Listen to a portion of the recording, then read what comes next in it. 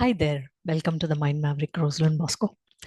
When we were young, myself and my brother, my father used to tell us some interesting and very different kinds of stories. And those stories used to fascinate us because they were not the usual stories. He used to read some different kind of incidents from the newspapers all over the world and share it with us.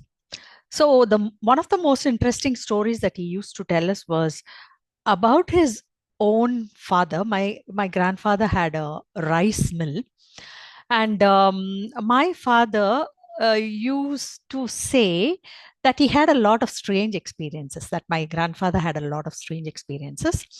He would say that he would sleep in his rice mill at nights, and he would on a on a cot made of rope, and in the mornings he would find himself on the floor even without his knowledge.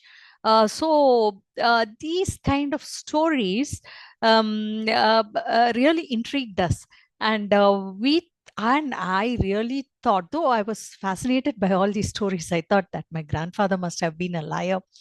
So my grandfather used to attribute it to some other supernatural force that uh, displaced him from his cot at night.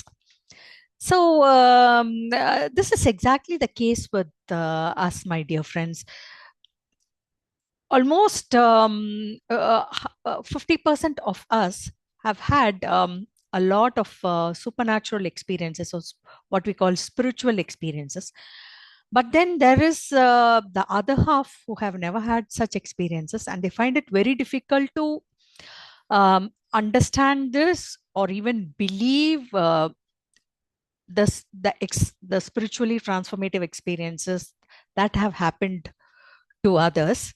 So uh, after so many years, only when I have had some strange experiences, I am able to understand that people have these experiences, and probably what my grandfather experienced was true. So in this, before I forget, please check out my video on jeffmarapodcast.com about UFOs and other strange experiences, which I have also given you the video footage of some of those recordings.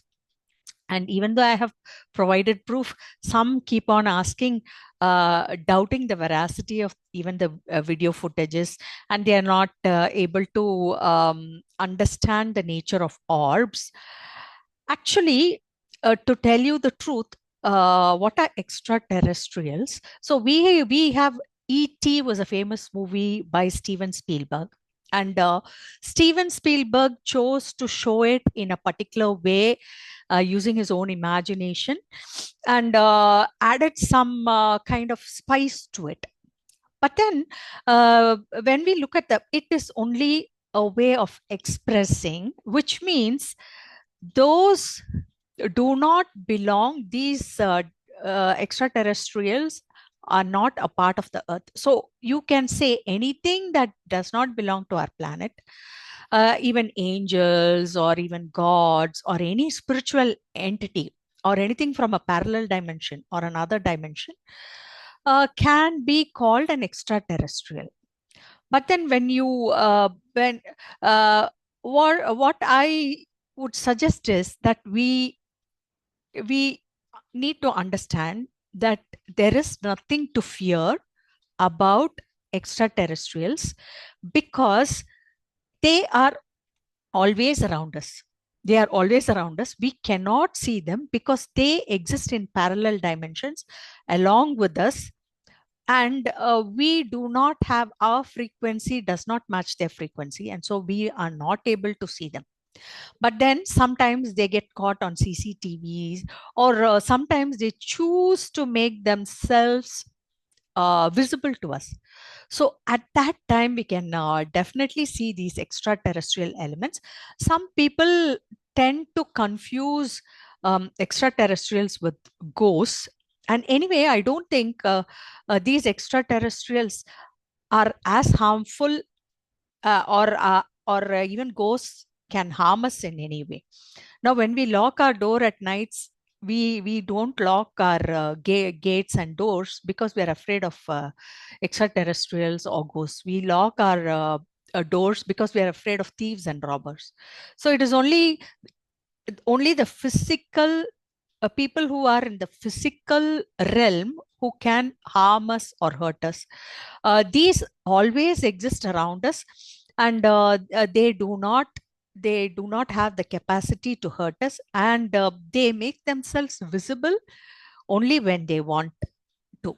So in this context, I would like to show you something that I saw from my own terrace.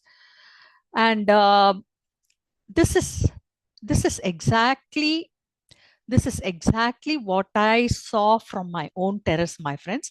I saw a golden orb moving by the side of the lawn, and when I was really surprised and unable to believe my eyes. And when I was thinking about it, the orb came from behind my house, and this streak of light came to my terrace, and from my terrace it shot up to the skies into Jupiter.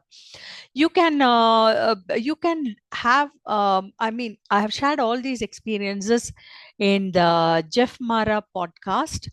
So if you look at the video of Jeff Mara podcast, you can you can hear my experience about what an incredible experience it was. But then again, I was unable to believe my eyes. It was a marvelous experience. It was not frightening, it was incredible. And I was able to connect with God and the beauty of all that is around us. So please avoid, please do not restrict, do not have a rigid mindset and think that we are the only beings in the universe. There are much more uh, powerful beings than us, but then they do not choose to harm us. Only we choose to harm each other. And only we are capable, because we are in the physical realm. We have the capacity to use the physical force and weapons of mass destruction and nuclear missiles and whatnot. So I would request all of you to stop having that fear of fear or envy or a feeling of hatred for all the other dimensions that exist around us. So near-death experiences have shared a lot of information in this regard, and I have, being a researcher of consciousness, I have gained a lot of experience from their narratives. So, dear friends, thanks for listening to me, and I hope I made sense today. Uh, Please understand that parallel dimensions and exist along with us, and we can tune into that frequency only. Like it's like a radio connectivity or a Wi-Fi system. You can tune into that frequency only if there is a frequency match, and or if they choose to make themselves visible or obvious to us. So subscribe to me on YouTube, read my books on Amazon, Co-Create with Your Universe, Highlights of a Course in Miracles, God Has Our Backs, and the Brimstone Fallacy. And this is Rosalind Bosco, the Mind Maverick, signing off. Thank you, friends.